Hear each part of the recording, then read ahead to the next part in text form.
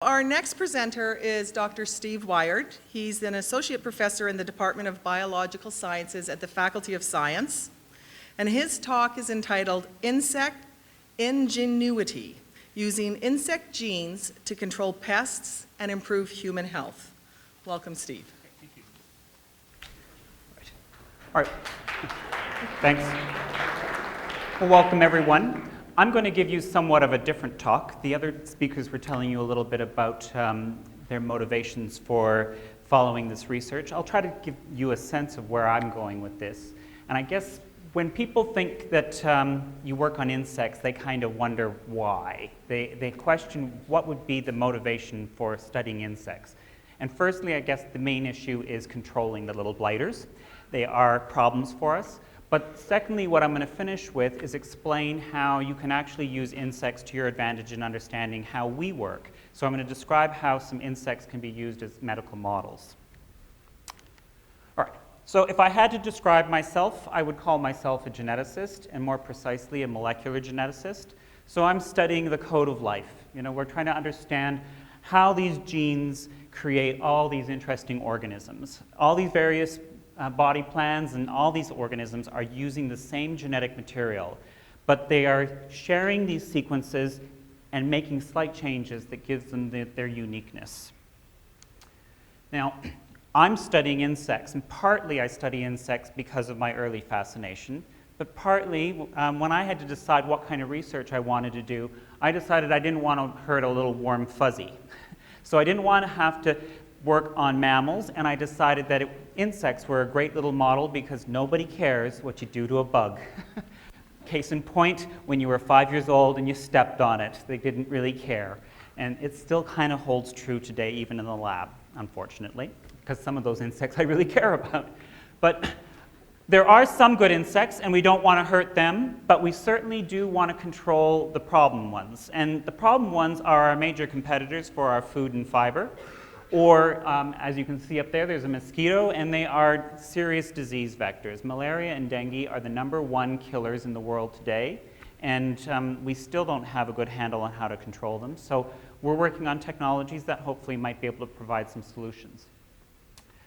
And when we go about controlling them, we are typically using insecticides. Here in Winnipeg, we are broadcasting malathion into the air, and we're looking to kill those mosquitoes. Unfortunately, it also kills all those beneficial insects as well, which is not necessarily what we were hoping for. And those same poisons can actually affect other species, including humans. Fortunately, we use low doses, so you're going to be able to handle that low dose.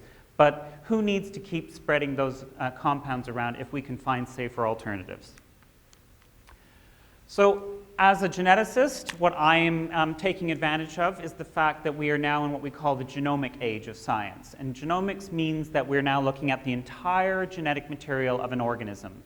And with these high-throughput sequencing methods that we now have available to us, we're sequencing loads and loads of insect species and other species. So up there are just shown 6 of the species that have been sequenced fully thus far. There are actually 26 species of insects that have had their genomes fully sequenced, and interestingly, there are predictions now for 5,000 species sequenced within the next 5 years because of the way we can rapidly do this technology.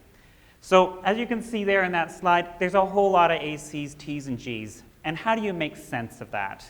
And I am honestly scratching my head most of the time, and we need computers to be able to identify those genes, but the truth is the computer is making its best guess. It actually hasn't pinpointed that that is the function of the gene. And the truth is even though we've had our genome fully sequenced, we only know 50% of the function of the genes. 50% of the functions, 50% of the genes, we know their functions. There, I got it. So the thing is what do you do with all the rest of them? We kind of have a sense of what those genes might do, but we really don't have a good handle on what they do precisely. And that's true for all these insects as well. Well, we're developing tools that can help us identify those functions, and that's what I call functional genomics. We're trying to ascribe functions to all of these predicted genes. And so we're going in and experimentally messing with the genes to find out what they do. So that little diagram up there shows you the central dogma of molecular biology. So we have our genetic material, DNA, that makes RNA, that makes protein. And what we're trying to do is interfere with that last step by blocking the conversion of RNA to protein. And what we're using is this technology called RNA interference or gene silencing.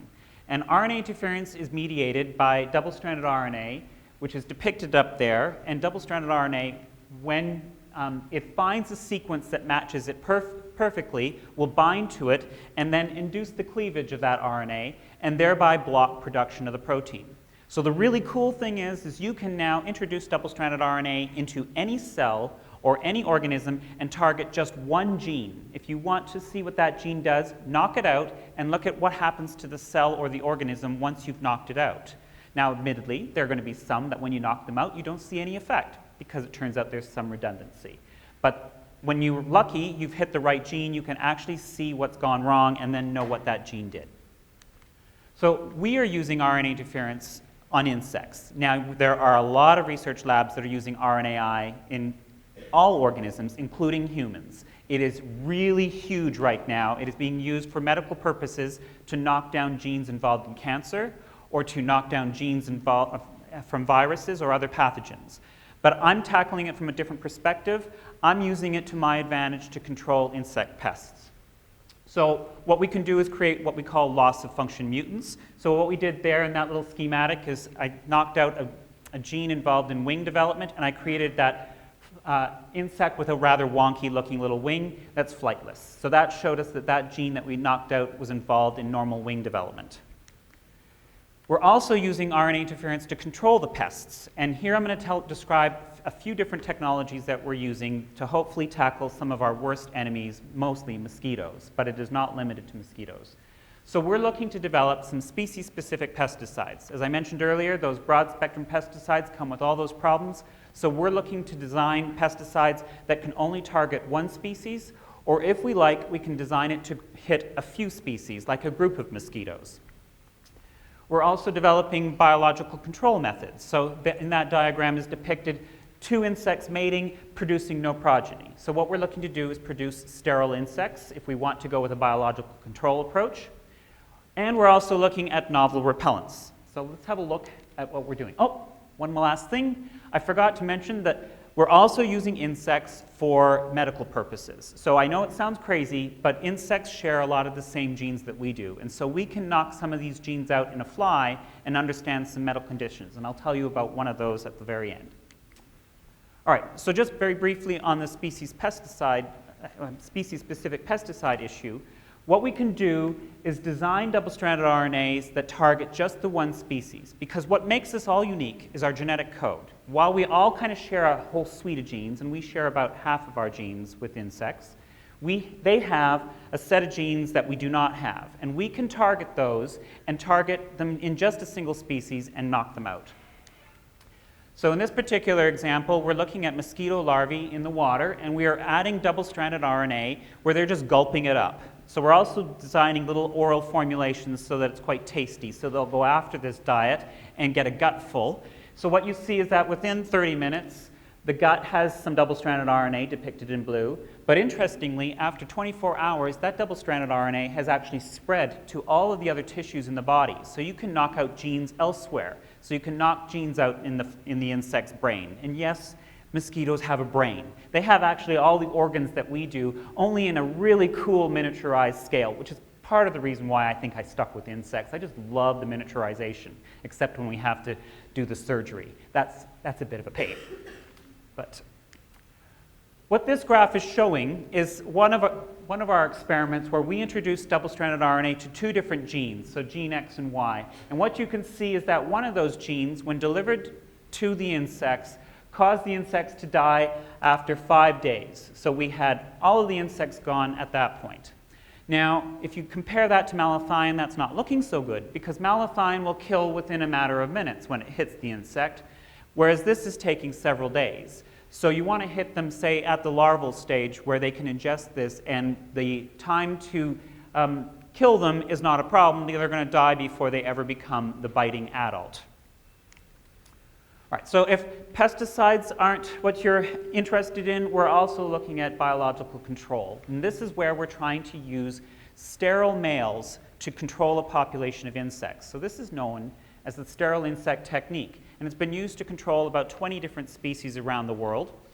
And here what we're trying to do is introduce sterilized males into a population of males and females. So there's our sterile males, and here are my fancy schematics that show the invasion of the sterile males. Now, if you put enough of them out there, they will outcompete the fertile males, and you will see a population crash. The problem that we've been having with this technology is that to sterilize the insects, they use radiation. Now, as you can imagine, when you bombard anything with radiation, it doesn't like it. And an insect is really not going to like it, and it's going to knock the stuffing out of them. And those males are not going to be as competitive, so you have to release a whole lot more of those sterile males if you radiated them to have it work. So what we're looking to do is use RNA interference to sterilize them, which hopefully will make them a little tougher.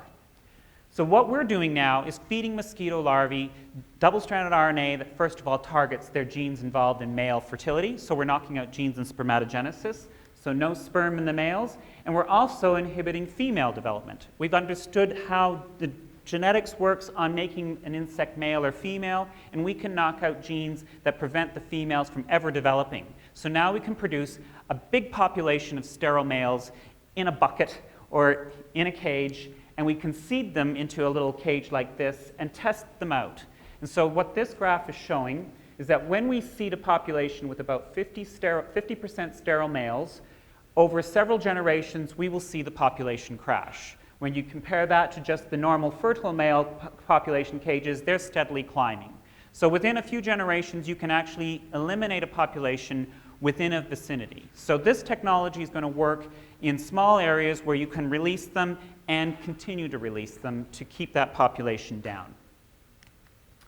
Right, so if you don't like any of those approaches, we're also considering other options. If you want to go outside in the evening, what you are always faced with is the biting mosquitoes. And of course, here in Winnipeg, you should not go outside in the evening unless you put on bug repellent or clothing that's going to cover you up, because that's when the vector for West Nile virus is out. So we're looking at the repellents, and we're seeing a problem with current formulations, which the ones that work contain DEET. And DEET is this compound that's great as a repellent, but it is really bad for you to continually apply it to yourself. So you have to use it in small doses. So we are looking to block the mosquito sense of smell. The mosquito finds you by homing in, first of all, on your carbon dioxide that you emit while you breathe. So from over 1 kilometer away, she can find you. And of course, I said she because it's only the females that bite. So they're the dangerous ones. They're coming in, first of all, on this smell of carbon dioxide, and then when they get close to you, they start to pick up these other interesting flavors that you're producing, things like lactones and octanols and various other compounds that make you tasty. And of course, there's always somebody who makes a better cocktail than others. So when you're in a group of people, there are some people that get bitten more than others, and it's because you, unfortunately, are producing that little cocktail that they like better, and they're sniffing you out.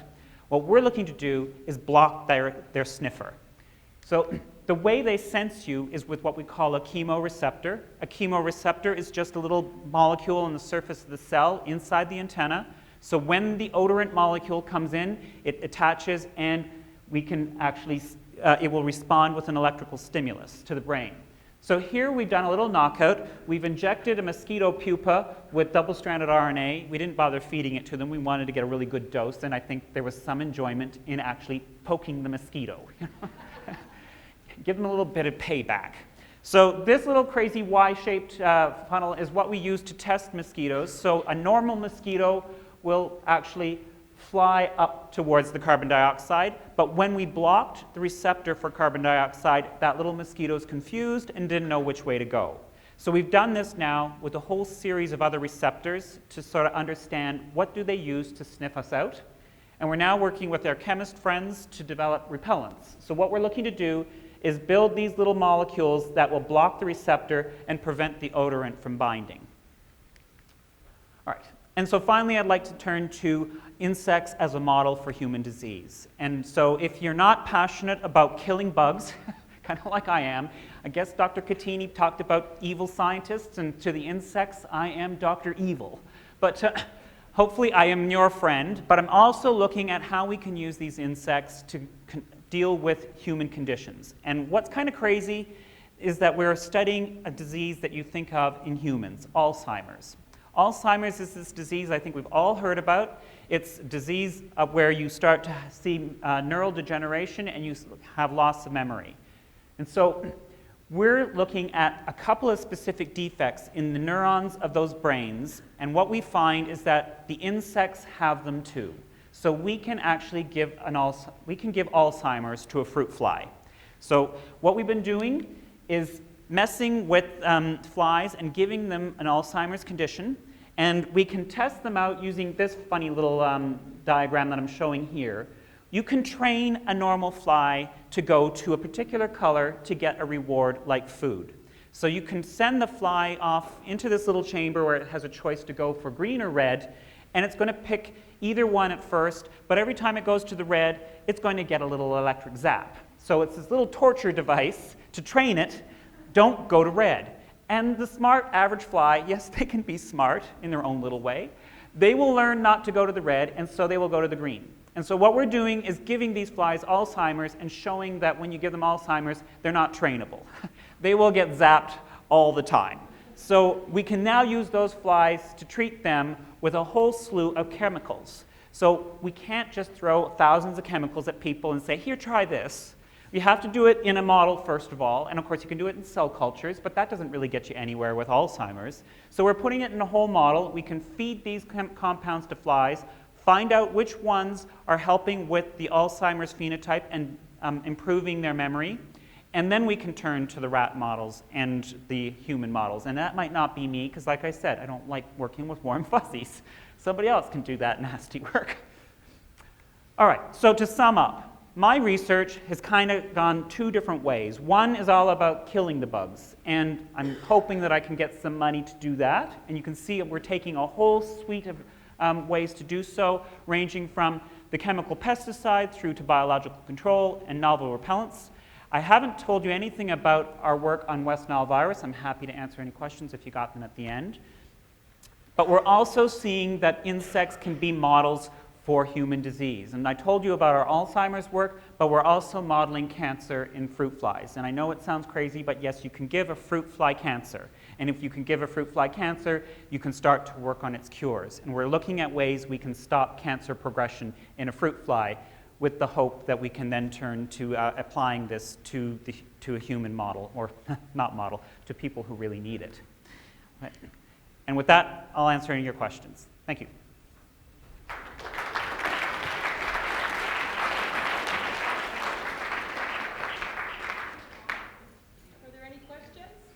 Way at the back.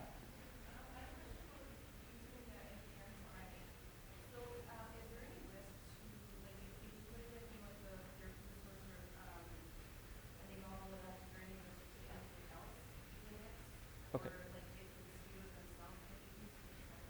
Well, that's an excellent question. So if people didn't hear it, she's asking whether an insect that's feeding on double-stranded RNA, if you put it in the environment, is it posing any risks to the other species? And what if something eats the insect that's just consumed it? And this is where we are using our genomics tools to design sequences that are only going to target the one species. So we're making what we hope and believe to be species-specific pesticides. Now, admittedly, we haven't tested every organism on the planet to discover whether it's in some little frog out in the African jungles or savannas. So what we are testing, though, are the local species. So we know that this sequence that we target is only going to kill Culex tarsalis, the mosquito that transmits West Nile, but won't affect anything else in our environment. But there is the promise that it can be species-specific, but there's a whole lot of work to do to prove that. Yes? So if you kill off all the mosquitoes, what type of thought is given to the other insects that feed on mosquitoes? Will those insects then turn and eat some of your good insects? Or is that totally different department? No. It's certainly a good question and one that we get confronted with all the time. And the truth is that you never get rid of all the mosquitoes. Whenever we control an insect, the word really is control. You don't eliminate. So you're not going to eliminate an entire food source entirely. However, we hope we can do that within an urban environment. We don't really need mosquitoes living in town. This is an artificial environment, so let's keep the disease vectors at bay.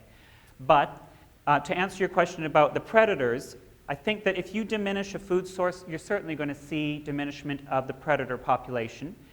But the truth is that most of the insects that consume mosquitoes are not relying on mosquitoes entirely anyway. They are feeding preferentially on bigger insects. Mosquitoes are a rather tiny morsel to a dragonfly. They prefer to go after moths and other bigger insects to get their nutrition. So they have to eat about 20 or 50 to get equivalent to a nice big juicy moth. So they're not really turning quickly, and I don't expect we're going to see real problems there. I think it's been argued that of all the animals on the planet, could we not get rid of mosquitoes? And as much as I would kind of like to say yes, the truth is that as adults we should get rid of them. But while they're in the water, they do serve as food for a lot of aquatic species, including fish and things that will eat them up. But yes, they'll turn to others. But I think we have to control them in our urban environment. We're never going to control them out in the wild, and nor should we intend to. Yeah. How likely is it for insects to be able to mutate and develop resistance? Excellent question. So the question is what's the likelihood of these insects acquiring resistance to the double-stranded RNA? And every pesticide we've ever thrown at an insect has resulted in the insects ultimately becoming resistant. So with that said, the beauty of this technology is that we can target one gene, and as they start to develop resistance to that particular double-stranded RNA, we have 20,000 other genes that we can target. So there is at least a longevity to this technology, but it won't be forever. They will, whenever you throw something at nature, they come back with a vengeance ultimately. So they will ultimately acquire resistance, and it's just a matter of staying one step ahead of them. I think they're always going to be our competitors, they're always going to be spreading disease, so we need to control them, and this is what we can do in the near future. Anything else? Have I either totally unconvinced you or convinced you? And it's quite all right to sit on the fence. I often sit on the fence, but I'd like to see where it goes. All right? Well, thank you. Thank you very much, Steve. Very informative.